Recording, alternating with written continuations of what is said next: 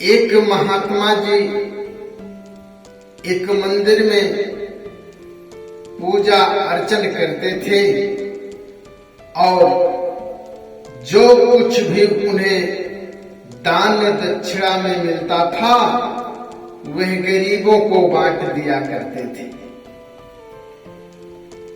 उनके पास पशु पक्षी और दीन दुखी लोग आया करते थे। महंत जी के दो बड़े ही निकटतम शिष्य भी रहा करते थे। महंत जी उन दोनों शिष्यों से बहुत ही स्नेह और प्रेम रखते थे।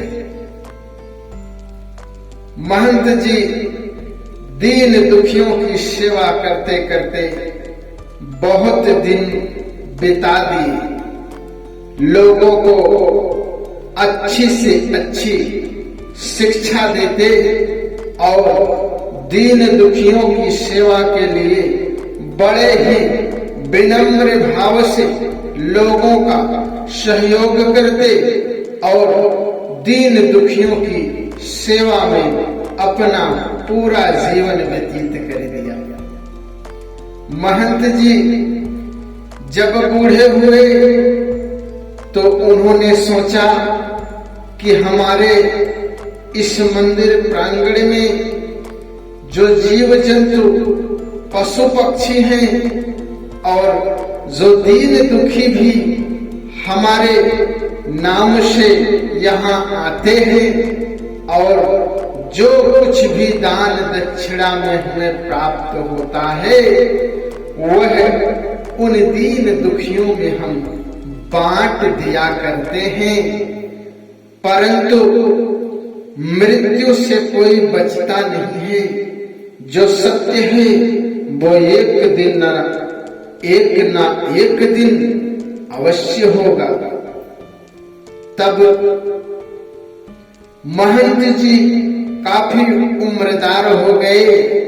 उन्होंने सोचा कि ऐसा करते हैं कि ये दो जो मेरे शिष्य हैं इन दोनों शिष्यों की परीक्षा लेने कौन सा शिष्य मेरे लिए बहुत ही महत्वपूर्ण होगा जिसको मैं यह सारी संपत्ति सारा मंदिर का कारोबार उसे दे सकूं।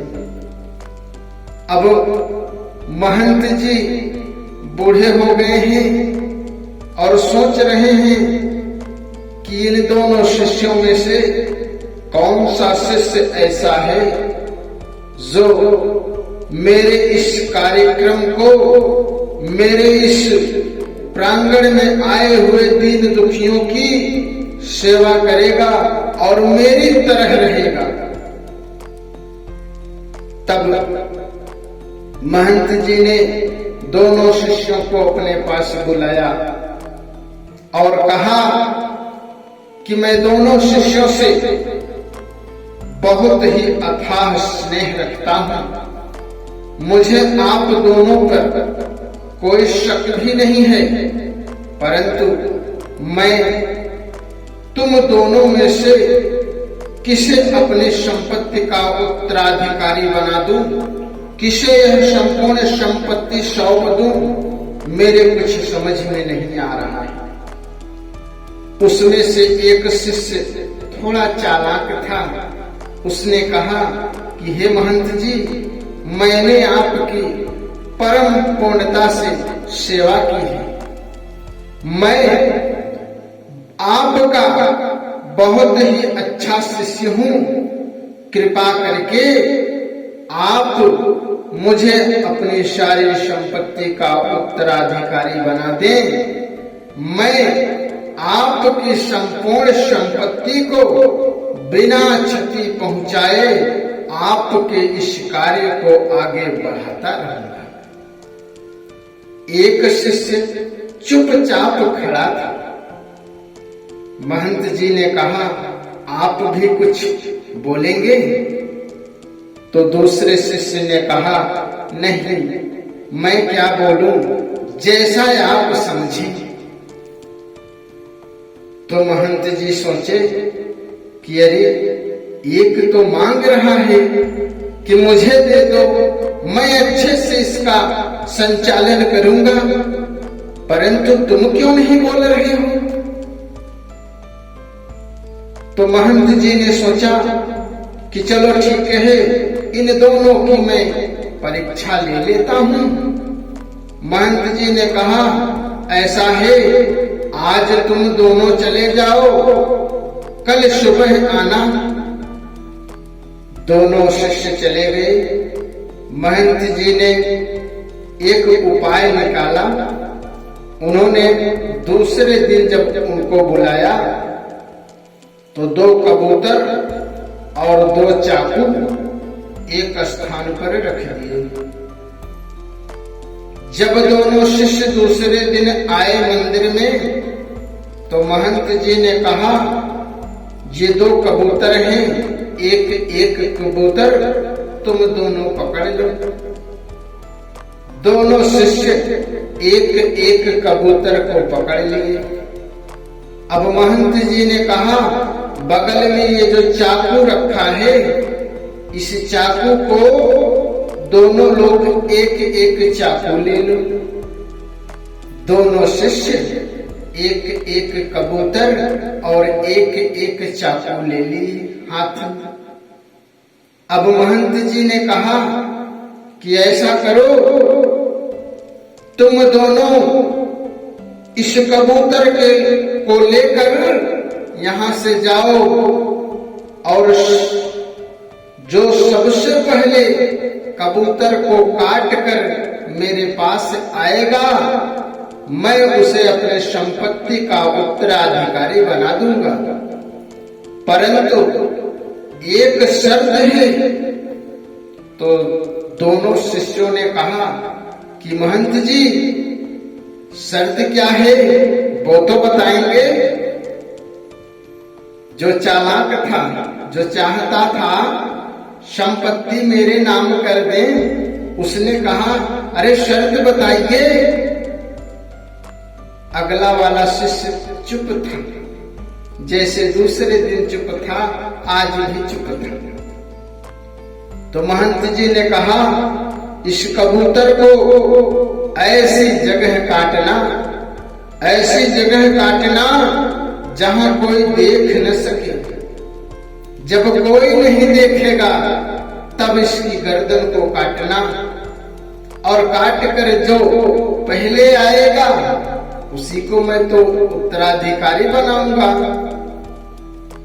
अब जो बोलने वाला चालाक व्यक्ति था, शिष्य था उनका, वो तो भाग गया कबूतर और चाकू लेकर, और एक सोच रहा है कि चलो चलते हैं, देखते हैं, कोई देखेगा नहीं तभी तो काटना है, महंत जी ने कहा है। और जो चालाक था वो दौड़ के गया झाड़ी के पास। एक बगल में झाड़ी थी, उस झाड़ी पर इधर से उधर देखा, कोई देख नहीं रहा था। उसने देखा कि अब कोई देख नहीं रहा है, और तुरंत ही कबूतर की गर्दन उड़ा दिया। उड़ाकर जल्दी से वापस आ गया और कहा, ये लो महंत जी, मैंने इस कबूतर को काटा और कोई देखा भी नहीं, और मैं पहले आ गया। अब शर्त के अनुसार मुझे इस संपत्ति का उत्तराधिकारी तो बनाओ। तो महंत जी ने कहा, अभी एक शिष्य आया नहीं है, दोनों सामने हो जाओ, मैं अपनी शर्त के अनुसार ही कार्य करूंगा।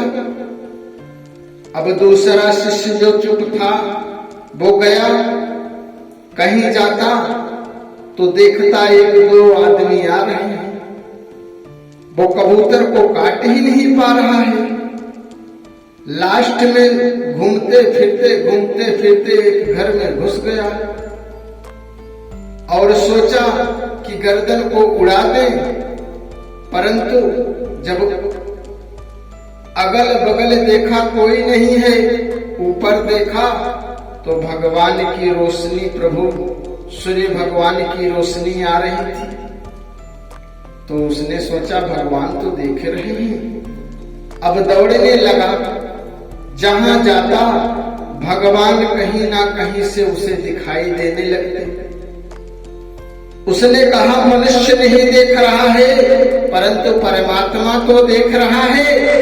महंत जी ने कहा था कि जब कोई ना देखे तभी गर्दन उड़ाना। यहाँ तो भगवान देख रहे हैं, प्रभु देख रहे हैं, अरे कैसे उड़ा दूं इस कबूतर की गर्दन को। मायूस हो गया बेचारा, लाचार होकर जब चारों तरफ से उसके दरवाजे बंद हो गए, जहां देखता मनुष्य नहीं तो भगवान दिखते, वो भाग कर आया और महंत जी के चरणों में गिर गया। हाथ जोड़कर बोला, हे महंत जी, मुझे ऐसा कोई स्थान ही नहीं मिला जहां कोई ना देखे। जहां इंसान नहीं देखता वहां भगवान देखता है। भगवान मुझे चारों तरफ नजर आ रहे हैं, मुझे माफ कर दीजिए। मैं आपके चरणों में गिर गया, मैं इस कबूतर की गर्दन को उड़ा नहीं सकता। मैं इस कबूतर की गर्दन को उड़ा नहीं सकता, क्योंकि चारों तरफ मुझे इंसान नहीं भगवान दिख रहे हैं।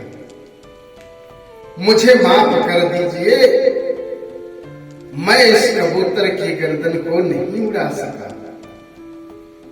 महंत जी उस व्यक्ति को, उस शिष्य को उठाकर अपने गले से लगा लिए और बोले कि तू ही सच्चा भक्त है भगवान का, और तू ही सच्चा शिष्य है हमारा।